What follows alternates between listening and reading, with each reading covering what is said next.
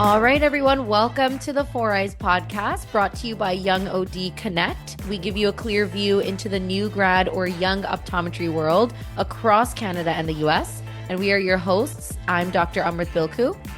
And I'm Dr. Deepan Kaur. And we are really excited today because we have another podcast celebrity on our podcast today, Dr. Meenal Agarwal. And we're really excited to talk to her because she has been doing amazing things in the optometry space right now, currently as well, talking about mental health and how it kind of integrates into, being an optometrist. And, Deepan and I feel really strongly about this topic because we talk about it a lot on our podcast as well. Mental health awareness, burnout with our profession and our careers. And so we are really, really excited to have her on today to talk more about it with us. So, Dr. Agarwal, welcome. And Thank you for having me. Yeah, of course. And would you mind just giving our listeners a little bit of a background about yourself and your podcast? Absolutely. So yes, I'm an optometrist, graduated in 2008. So it's been a long time. And I have 3 kids who drive me nuts. And I have 3 practices as well in the Toronto area. And I am the podcast host of Uncover Your Eyes, the truth about wellness and health and wellness, which was kind of born out of this whole, mental health being, not talked about, and it was really taboo when we were practicing. And so that's my frustration kind of led me to the podcast. And so I thank you guys for hosting this and being more open to talking about it. But I'm a type A personality, so we know that I'm going to have burnout, and I've already experienced it. Yeah. But most of us as healthcare, providers we're type A. We're perfectionists. We've been brought up like school. And a lot of us, you got to be a doctor or an engineer. And so, I mean, it's classic that it's been grilled into us since we were like 10. So, I mean, we are going to have burnout or some form of, mental health issue at some point in life. And I think the stat is now over 50% of healthcare providers, including optometrists, are experiencing some form of burnout. And many of that is just a layman's term for a mental health issue. Mm-hmm. I think the other 50% who didn't respond were too burned out to do the survey. I swear to you. That's probably what happened. Absolutely. Or they haven't recognized it yet, right? And I mean, I was probably burnt out 10 years before I recognized it. Yeah. And the problem is you recognize it when it's that last straw, the breaking point, and something happens to you or something happens to somebody. And that's the breaking point. And that's too late. That's too late. So I think the idea was me wanting to advocate for it much earlier. And to be honest, it was widely rejected in the field. I mean, I think when I started talking about it, I was probably one of the first, maybe like 4 years ago. I was rejected by every single company. Every single company that you guys work with, you name it, I approached them. Wow. And I was devastated. It was like, well, if you're going to talk about dry eyes, then we'll accept you. If you're going to talk about myopia control, then we'll accept you. And I go, we know enough about it. We talk enough about them. We talk about it all the time. If we're not mentally healthy, we are not selling IPL. If we're not mentally healthy, we're not selling your MyoSmart lenses. So it was like, honestly, I was devastated that nobody wanted me to talk about it. And finally, years after pitching, I finally got accepted by one company to even talk about it. And then that's when the ball kept rolling. But I can't tell you that it was such a looked down upon like stigma, like, who's this girl? Like, and she has anxiety? Because I talked about it in my first episode, and it was like, it was almost taboo to even talk to me. Yeah. And that's how I felt. I felt almost shunned by a lot of companies, like, oh my God, she's talking about her anxiety. She must be crazy. And that's a sad part about it. Like, what are we living in the 1930s? Like every profession was talking about it during COVID. Every single profession, but ours. When did we have one talk about burnout? When did we have one webinar on stress. Yeah. We didn't have a thing, and every other profession, it was on the news, it was on webinars for them. What was wrong with us? And I was so frustrated with our profession. It was either I'm going to do something about this or I'm quitting the profession. And it got to that point where I was like, this is not the type of people I want to be around. Yeah. And to be honest, it's led me to be working less days now. I mean, through COVID and then up until now, I slowly went from 6 days a week to 5 days a week to 4 days a week, right? Now I'm barely hanging on, but it's like, had I done that much earlier, and I think had I balanced my life earlier and had I known about burnout, then I wouldn't have reached this point. And the problem is we don't think we will have burnout. Yeah. We're like, because we're type A, we're like, we're perfect. Keep pushing through. We're smart. We have control over everything in our lives, right? Because that's what we have control over what marks we get, because that will get us into university. We have control over who we date. We have control over where we live. We have control over all these things. And if we don't achieve those things, that's because we didn't get the marks, or we didn't like the person. And the problem is that we don't have control over this. And so it's so hard for us to come to terms and accept that we have burnout. We have anxiety. I'm so glad that you just started our podcast with that. Sorry, I was supposed to introduce myself. That's my introduction. We're just gonna delete all the questions that we had planned for Meenal, and we're gonna really just let me talk. Right now. Well, no, you know what? I'm really happy we're doing this podcast because, and Amrit knows this about me. We've had a lot of conversations about this with just us.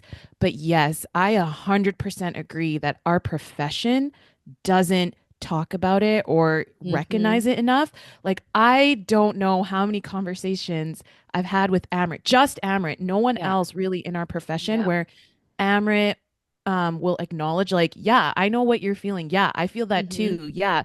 And when I have this conversation sometimes with other optometrists, they just look at me and go, oh, I have no idea what you're talking about. And I'm like, really? You don't cry in a corner? There 6 days a week. And I'm here like 4 days a week. You're not feeling any of this? Really? Okay. Yeah, okay, fine. Let's just not. Okay, I see. And then you think there's something wrong with you because you're just like, am I not normal? Did I pick the right career? Everyone has skeletons in their closet, just like family. I always say, like, when everyone acts like their families are perfect, every single person has skeletons in their closet, and they just don't know it yet, or they're too scared to admit it. And how many talks have I given now about mental health where people have come up to me after and cried? And the best part about it is we think it's just females, but I have had men who I don't know in the profession privately message me on social media, some platform, and say, thank you for that episode, or thank you for talking about that. And that really hit home, because it's like, it's harder for men. Because it's 100%. More taboo for them. They should be the strong men that are, so it's I can't tell you. And the problem is we talk about work-life balance so much. There is no work-life balance. That's a bottom line, right? What does that mean? I don't even know what that means. So I like to talk about it like it's alignment. Are you aligned with that week? Are you aligned with yourself that day? There's no balance. So there's 3 things you want to align, right? Your family, work, and self-care. Those are the 3 components of our life that are the most important that we need to align. And next week might be all work, because I'm gone to a conference all week. That's fine. Don't like beat yourself up about it. The week after might be all family. That maybe it's, spring break and you're going to spend a week in Mexico with your family. And the week after is, I have 3 days off. I'm going to self-care, right? You should just be aligned with what that week has to hold for you. And do not beat yourself up that you are not spending enough time with your kids or enough time at work. Do what feels right and feels aligned. And the other part of the whole work-life balance thing that really bothers me is we went to school and we are type A studiers, that's just how we are. And we think that when we graduate, we are now this doctor and we have to work so hard. So we decide it keeps going. We are going to take a job 6 days a week. That's just what we all do. Just right off the bat. or right off the 7. bat. We've talked about that a lot on our podcast as Yeah, a new grad 7. life, Yeah, 7 days a days. week, Do not, ours was right? 6, and honestly, do not do it. Please don't. And every new grad that I interview for my 3 practices, if they tell me that and I find out they're even working somewhere else where it adds up to 7 days, no, you're not doing it. I'm not giving you an extra day. I just won't Yeah. do it. Yeah. I mean, they secretly might have another day somewhere, but I won't do it. And I tell them I my just won't full talk to you. lecture in the interview is Yeah. you will last 3 months. Okay. Yeah. Yeah. Do You'll not get do it. frustrated. You'll want to leave. It's not It a good just, how environment are for you? And they're yourself. like, well, and I make it mandatory that one of those days must be a weekend day. You cannot work Saturdays and Sundays. It is Mm-hmm. not Mhm. feasible because mentally your brain is wired to know it's weekend. Your body is Yeah. Yep. wired to know it's the weekend. And you see That it's friends are rest off, time. maybe your family, your spouse, your partner, your parents, somebody's off. It's wired to think that. And you Yeah. are crushing that. And it Mm-hmm. really bothers me that we think that work is our life. And I have met so many people 4 or 5 years after graduating that are like, I've been working 6 days and now I'm burnt out because now I'm married or now I have one kid Mhm. and I'm burnt out and I'm tired and I don't know what to do because I still am working 6 days a week. And I'm like, oh my God. Oh my God. And I tell them this week, your first step, drop a day. You Please Yeah. sound drop a just like my day. husband, Meenal. Oh my goodness. My Drop a husband has day, a Amrit. I've been practicing. So I did a residency. So I've been practicing for 5 years, not 6. I'm still on 6 days a week. And just starting next week, I have officially taken off Mondays. And Good my for you. husband was so happy. And now I officially will have 2 days off a week, Sunday and Monday. And Deep One is laughing at Congratulations. me Best because thing I ever. think Yeah. Deep One came to a realization much quicker than me. And now I think she dropped down to 3 days a week. I do But 4. four. Good And for it was a you. I huge am game changer. so And I have never seen Deep One healthier. I swear to God. But you're so fit and healthy and Yeah. mentally happy Yeah. because she's only working 4 days a week. And I went, damn, I need to work 4 days a week. And Mm-hmm. yeah, I get it. We're as students, and a lot of students, are listening to yeah, this podcast. Money is always the number one thing, right? And 100% we just feel like we must pay off pay this off. debt. If we don't pay off this debt, the trajectory of our life is going to like slow down and we won't be able to achieve anything else. Yeah. And we've had that conversation at ICO with some ODs on a panel that came in and said, what was their work-life balance like, after school. And one of them, I brought up the story previously on our podcast, but one of the ODs went, I'm paying off my loans at the bare minimum monthly payment month by month because it's going to be there forever. I don't care, but I want to use the rest of my time to have a child, get a home, buy a car, like do all these other things. And the loan is there. Like it'll get paid off. And the It's other like a OD, mortgage, right? Think of it right? like your It's like a mortgage. mortgage. And Mm-hmm. the Like I'm other not OD, rushing to pay off my mortgage. It's Yeah. going to take me like yeah, 40 years. Yeah. exactly. And the other OD was like, "Oh, I'm still eating ramen noodles like for dinner and I'm couch surfing. I don't want to rent Oh, an apartment right now because I'm living with a friend. I am just working so I can pay off those loans in like 5 years. And then I'll be free." And you just hear these like stories like opposites and you're just like, "Wow, you know what? That doesn't sound as fun as I would hope as it I to be." Yeah. expected after being a doctor, right? Yeah. Yeah. And And so, graduating. damn, I'll just let that loan just kind of, yeah, like slowly sit there so I can enjoy the rest of my life outside of school. Because school is terrible. It's very School like is stressful. terrible, It's a terrible. stressful time. I like that you showed the two sides of the story. Yep. I lived the one side, which Mm-hmm. 90% of us will, which Mm-hmm. is let's pay off our loans, let's just work hard because we need to buy Mm-hmm. a house, we need to do this, we need to do that. And the problem is you reach a breaking point. Yeah. Yeah. And it will happen. Oh, And yes. you can pay off I paid off everything. Yeah. Then I Same. reached the breaking point years later. Mhm. The attack, the whatever it is, those feelings build up and you don't have that till years later. Mm-hmm. So you need to enjoy life, have that work life balance or that alignment with what is happening in the moment. Enjoy. I don't know, go to Wonderland, do your things, right? Mhm. Like enjoy. Yeah. Don't be like, I need to work on a Saturday. And I had cut down my days after I had my panic attack, and I was like, oh my God, I'm gonna die. And the thing is, I took off like a good 2 months health wise in different periods of time because Hmm. I had other health issues that were all Mhm. correlated to this anxiety attack. If I had been healthier and paced myself, Mhm. I would have been able to work in those periods, Yeah. Mhm. right? Yep. And we would have added up to the same amount of money, likely. Yep. Yeah. When I So calculate it and true. I look at the amount of time I was off, it would have added up. It's just a Yeah. matter of time before you're gonna, have that Hmm. breaking point, need to be off. And my business partner and me have both graduated 2008, so Mhm. many years ago, and she recently dropped the Saturdays. Wow. Mm. I dropped the Saturdays like Like so 8 years fast. ago. Yeah. Yeah. And she was like, "Oh my God, what a game changer." And I'm like, "I've been telling you this for like 7 years." Yeah. you know, but Yeah. Yeah. like, but this is what I'm trying to say. Like, you can't gain back those 7 years that you could have spent with your. I wish I did it even earlier. And Yeah. Hmm. it's fine. But like my first thing is, if I could advocate for every optometry practice, like family doctors, to close on a Saturday, our Mhm. world would be much healthier. I know. Mhm. We all had to go through the trenches and yeah, watch our health change. So Mhm. it's funny. I think this is these are really important stories for young ODs to hear. I've had, chest pains from anxiety attacks. Deepon also shared that with me when we were in Alberta that she Mhm. had that too. Like, do you want to talk about that, Deepon? Just how you kind of figured all that Well, out with, I work? Because yeah. I know that's when you kind of changed your work Yeah, no, lifestyle. I like when I came back to Alberta from Chicago, and I'm in Calgary, which is a much bigger city.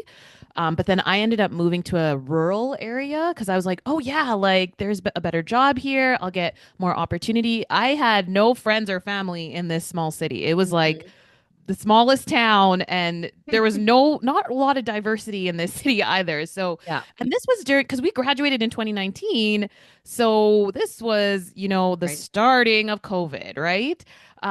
So when I moved there, my whole life just became work, and I didn't get like necessarily a panic attack, but I had so much internal anxiety that it affected my whole GI system. So Yes. that mind gut connection. Like I wasn't having a panic attack, but I had so many issues where I was like, do I have IBS? Like what's going on? And is this my new diagnosis? I would go to my doctor over and over again, and she would do all the tests, and she was like, there's nothing here. Like she's like, Deepon, I'm not really sure. She's like, do you feel stress? I'm like, I don't feel stress. I don't feel anxious. I'm not really sure what's going on. And I just thought this was going to be my life from now on. Like I would get massive or severe heartburn during the night. I wouldn't sleep. I felt nauseous all the time. So I would Hmm. get anxiety about work because I would be like, am I going to feel okay today? Hmm. And as soon as I moved back to Calgary, where all my friends and family were,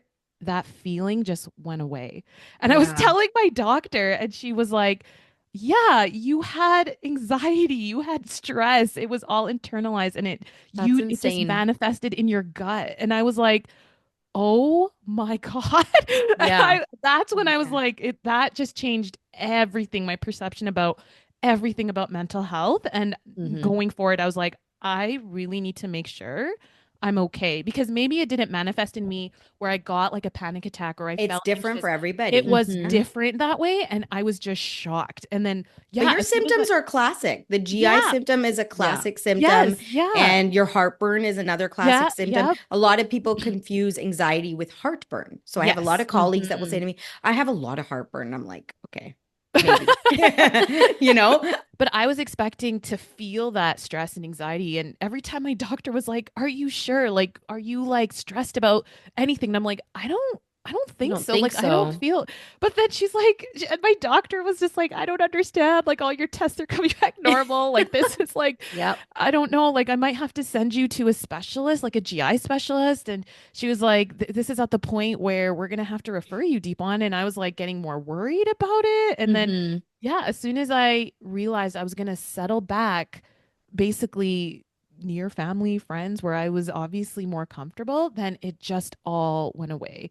And I was Yeah. like, Oh my God. And then Deep One was Yeah. like, I am never going to work a day in my life again. Yeah, that's how I Yeah. feel. I'm like, Yeah. I'm retiring by 50, just so Yeah. everybody knows Yeah. here. But you know what? Better to ask.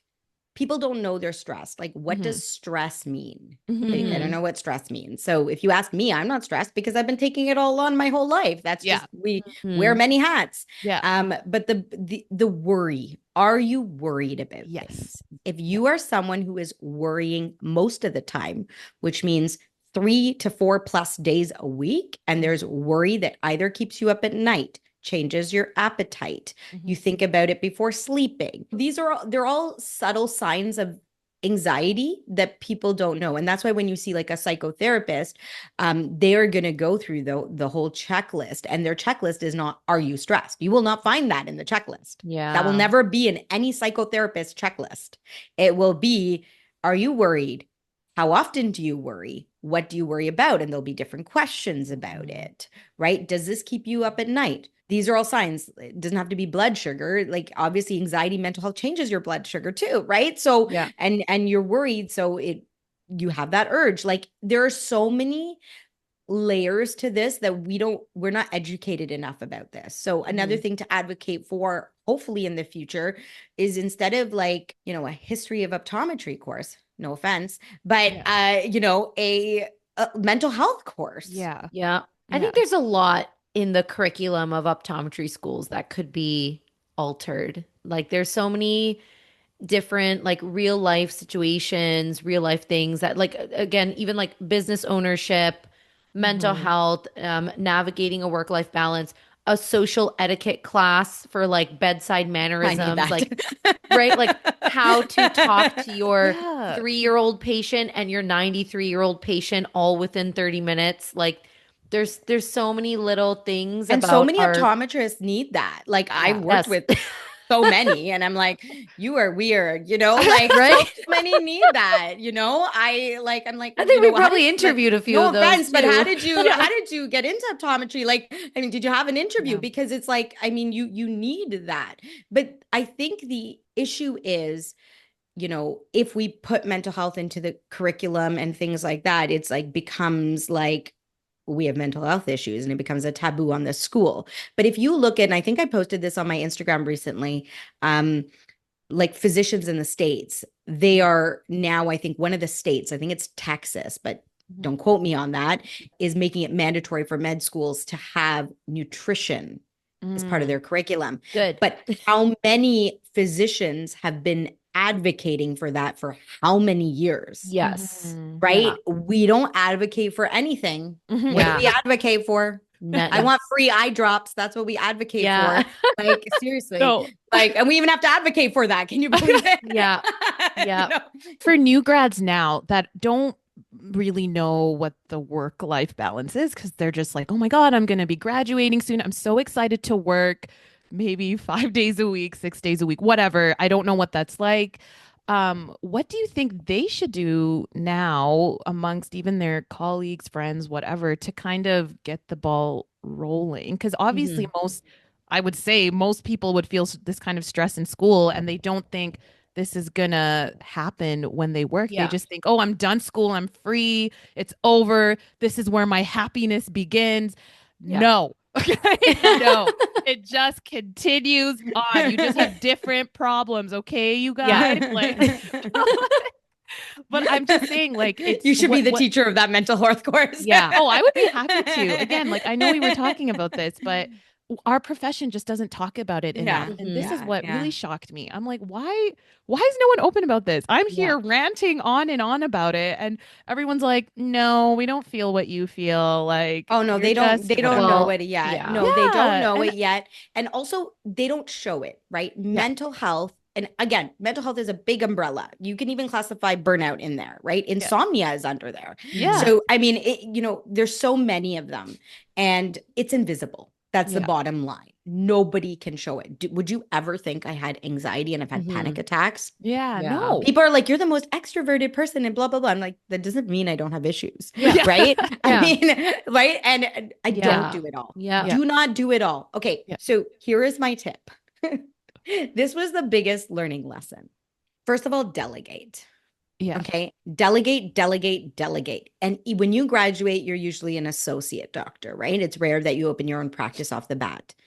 That doesn't mean you can't delegate. You have staff there, right? Send my referrals, track my referrals, delegate things that you need so you're not doing it all. That is number one.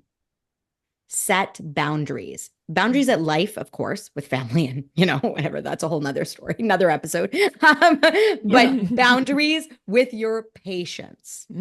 Boundaries. We did not do that when we graduated. Somebody on my podcast said this, and she said it beautifully. She said, once you answer that email at 9 p.m., the floodgates open. Yeah. And you will get more. I had one patient who messaged me on Facebook, and I replied on Facebook to her, like on our office Facebook page.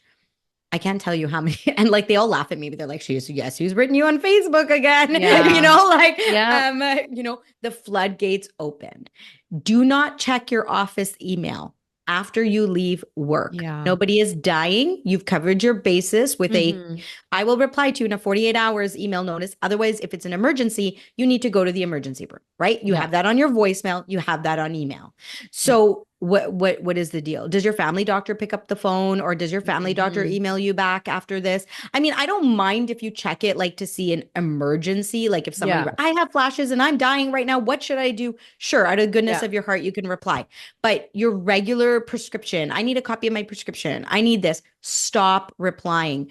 And when I made that shift, my staff would harass me, and they would be like, why are you not you? And they would actually tell the other doctors, Dr. Agarwal is not replying to us. Can you please text her? Yeah. And they're like, can you please release so-and-so's prescription? And I'm like, I got the email. I get it. I'm purposely not replying to you. I need to set the precedence that this can wait till tomorrow when I'm in, Yeah. And I think that's so important that your staff know that. Yes. You know that. Your associates know that. The new grads are better at that. They're like, the term we call lazy is actually smart on their part, because we call it lazy. We're like, oh, all the new grads are lazy. We call it laziness. They set their boundaries. That is what we should have done right from the get-go. Set your boundaries with your patients. Delegate, right?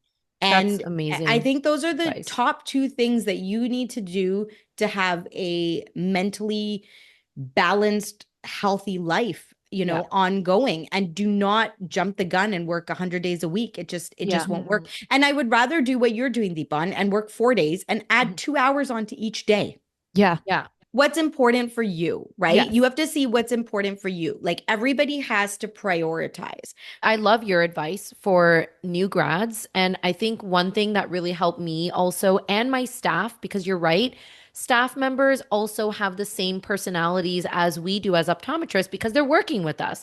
So staff members also go above and beyond for patients, and they want every patient to be served like right away because they'll feel really bad, right? That sense of urgency. It's a sense of urgency. And I have told my staff a few times, and I tell myself all the time now, your family doctor has created the boundaries for healthcare, right? So again, family doctors are not answering your calls. Family doctors are responding to your emails within 24 to 48 hours. Your family doctor does not give a shit about what the hell is going on in your life if they are off the clock. And their staff doesn't either, because they're like, doctor's not here. We'll have the doctor call you back in a week when they're back. And so, even as an associate doctor, like, have those conversations with your staff members too, to be like, none of this is urgent unless there is a retinal detachment done, fine. But none of this is urgent. Ask yourself, does your doctor do this for you? No, they don't. And do you still go to that doctor? Do you still like going to that doctor? Yes, you do. And you still go. So we will not lose this patient. We will not lose this family. Like, we will not lose anything if you do not respond. And if you lose that patient, I want to clarify. You lose that family, that's okay. Good riddance. Good riddance. I agree. Yes. So, and you will realize that later, because I tell you, I mean, I've been working, how many years has it been? Like, I don't know, like 17 years. I have been seeing patients for those 17 years, the same families. Yeah. And God forbid you get into something, you forgot to send their prescription on time, something as small Oh, as that. I forgot to give they them a lose it. refill for their medicine. Um, they drop you in a second. And Yep. when I got sick, I remember and this is advice for everyone.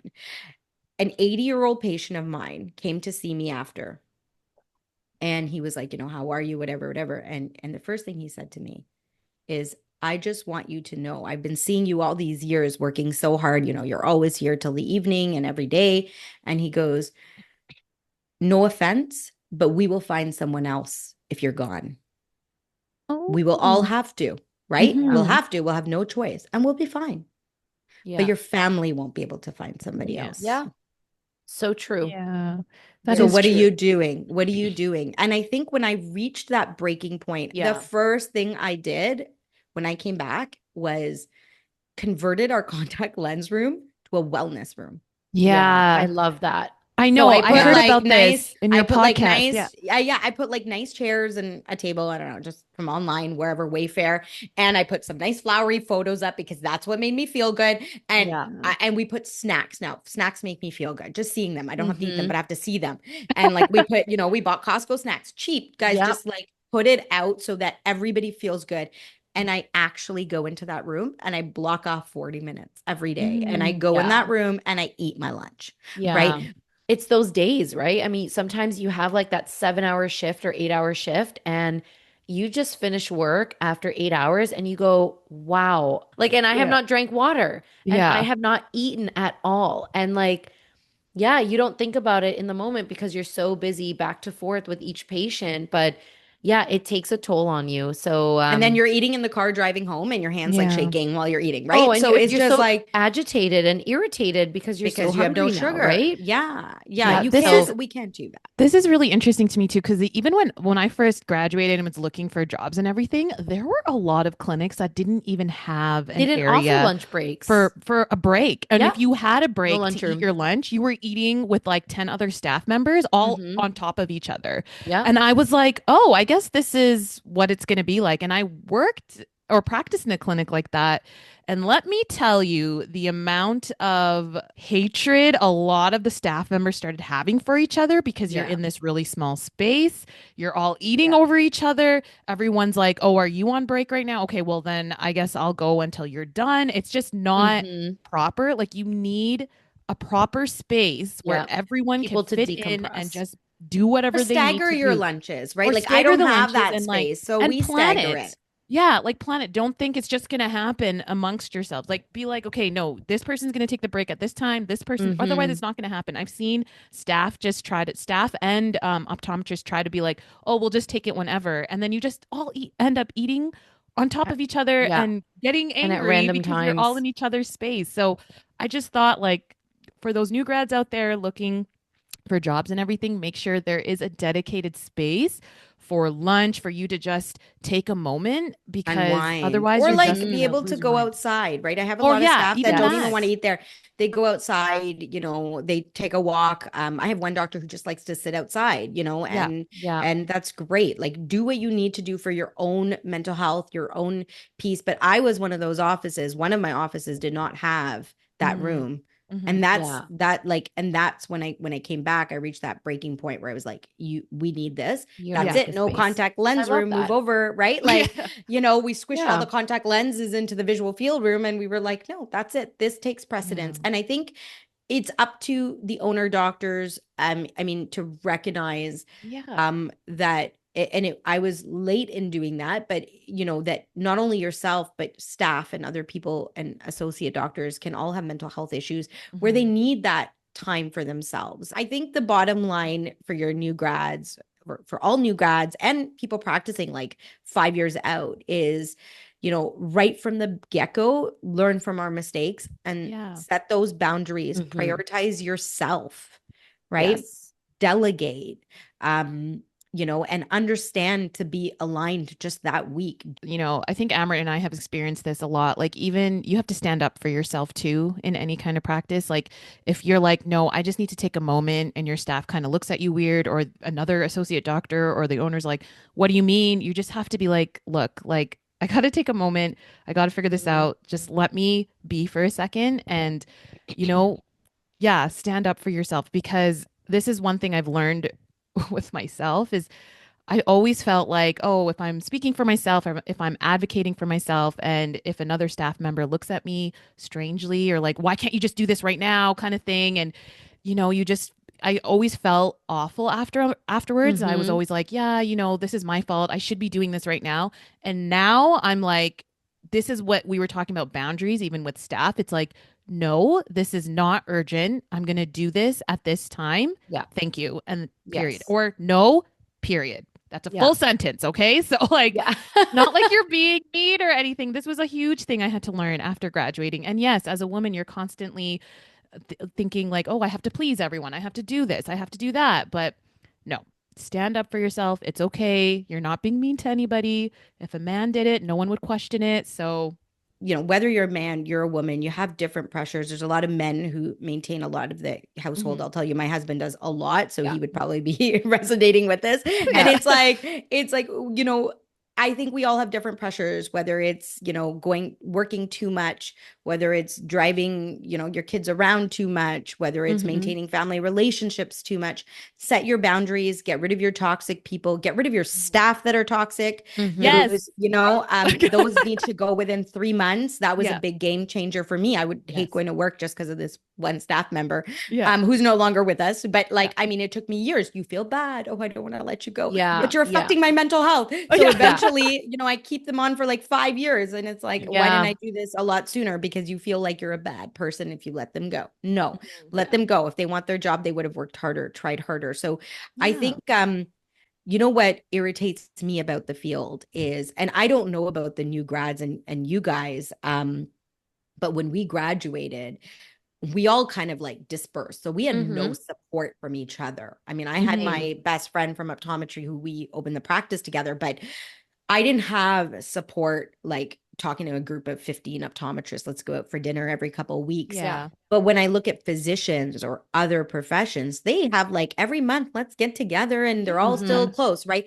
So I feel like we Yeah. just don't know how to connect. We don't know how to meet each other. I've Yeah. never met Amrit, right? Or you, Yeah. Deepan. Like, Yeah. even if you're in the same area, how do I meet you? Mm-hmm. Right? Yeah. Just on Right. social media. Well, There's no we can't get-togethers. meet each other, Meenal, because we all work 6 days a week. That Yeah. honestly, Not me. it's Not like a me. Not light me. bulb. It's like a light bulb going in my head though, because yeah, there are so many ODs like from social media that I've met who live in the GTA. I have never hung out with them before because I Mhm. work 6 days a week, and they Mhm. probably do too because a lot of them are like new grads or young ODs.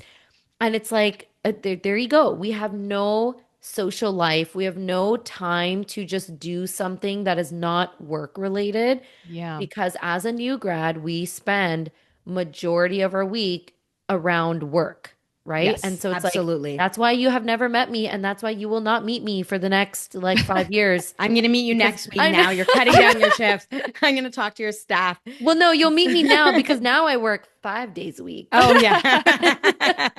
That's true. But that Yeah. is, it's so true. Like even Yeah. I've said that before. Why have I never met this other person before? Like, Mhm. oh my God, we never go have lunch or coffee.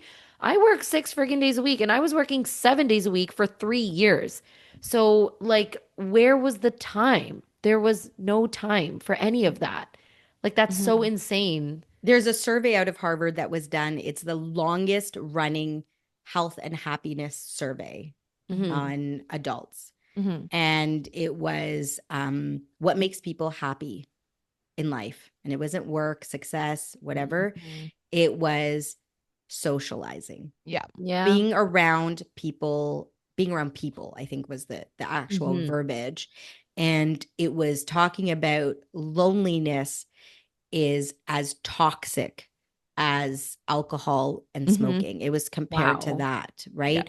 Who do you Which talk is a to? huge part Crazy. of like adulthood. I feel like being in your 30s, your 40s, you're kind of like, Right. oh, But who I'm will kind of you like connect isolated. with? If we Yeah. Yeah. connected with each other, because Yeah. we're all in the same profession, we get each Yeah. other, Yeah. right? Yeah. Would we not have more friends? Like, Yeah. and would we Yeah. not be less lonely and therefore more mentally healthy?